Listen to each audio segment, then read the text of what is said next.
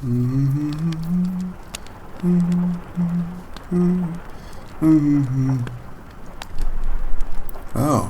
hey, you're awake now.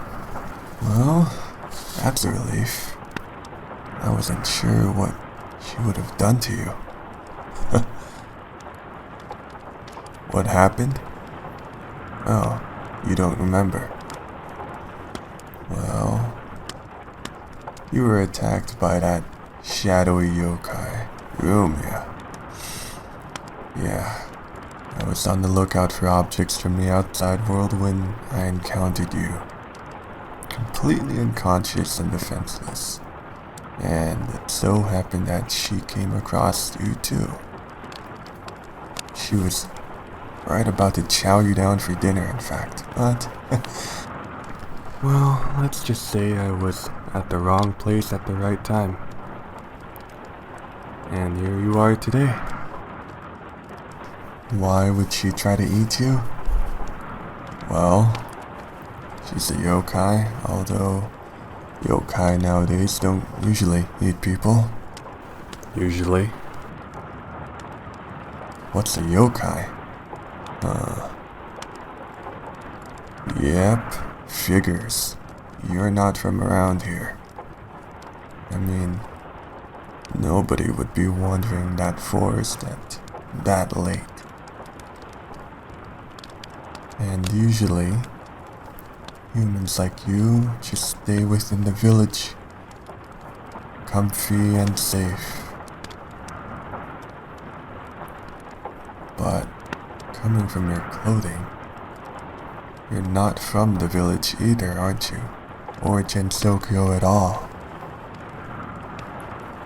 You've got to be from the outside world. Yeah.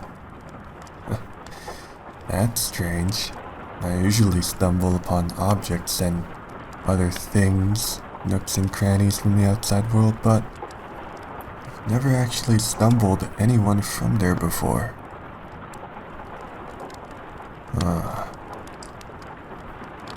I hope you don't mind if I just look at you. Wow. Yeah. I'm sorry if I may come off as a bit invading, but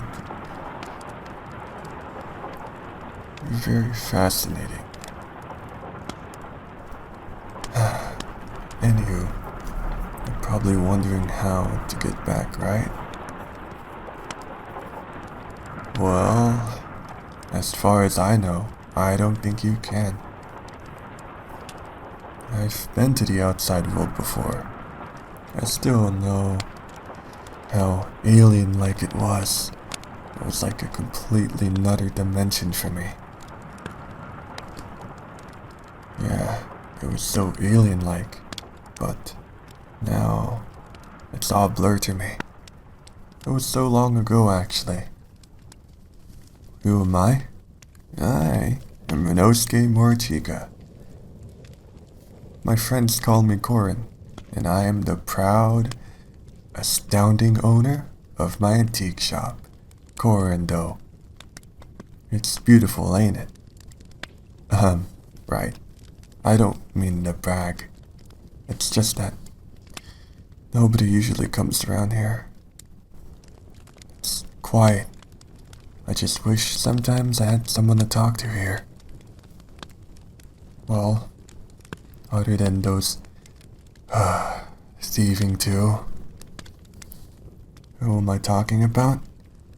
Well, there's two certain humans. A shrine maiden and a magician. And they come by to purchase, quote unquote. In the end, they just end up taking from what they want. I let it happen most of the time because I know them, I suppose. They're not bad though. They're just in a hurry. Oh, excuse me. I haven't asked for your name yet. That's a nice name. Nice to meet you. You've gotta be worried sick by now. Possibly being stuck here for eternity and all. Well, I would tell you Jinsokyo's not all that bad, but for a human like you from the outside world, no offense, but I don't think you'd survive here for very long. I could help you guide your way to the human village, but I'm sure there's some other people waiting for you back in the outside world. Okay, human. You don't have to worry anymore. I'll help you find a way back. Who could I ask? I suppose we could go to Yukari first. She's the one who controls the boundaries after all. And maybe if you ask kindly enough, she'll make a nice little portal for you back to the outside world. Well, this piques my curiosity though. How did you end up here in the first place? Usually the boundary is guarded by the shrine keeper herself. But how could you have ended up here at such bad timing? I'll be asking those questions later. You've got to be tired. You must have done a lot of running. Sorry, but Rumia is not a good first impression of this world, isn't she? Well, you're dry and warm. I suppose that's a good start. And don't worry, you're safe. I'll make sure no other human-eating yokai get to you. Tomorrow, first thing in the morning, I'll help you get back to your world. But for now, just go ahead and lay back and relax. You're gonna need a lot of sleep, after all. Jinsokyo is a real big place.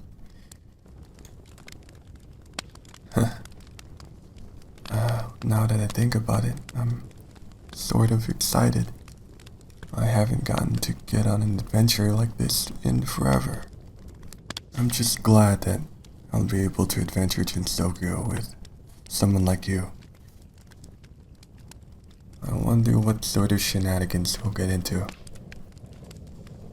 Oh, you're asleep. Good night.